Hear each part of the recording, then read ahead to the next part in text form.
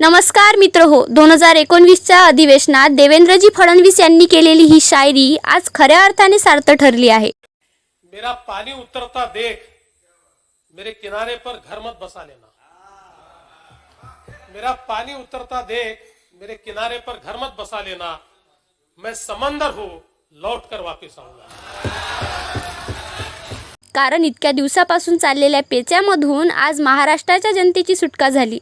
निकाल लागून अनेक दिवस उलटून गेल्यावरही मुख्यमंत्री कोण बनणार या प्रश्नावरच महाराष्ट्राचं राजकारण थांबलेलं होतं, परंतु आज हा प्रश्न सुटला।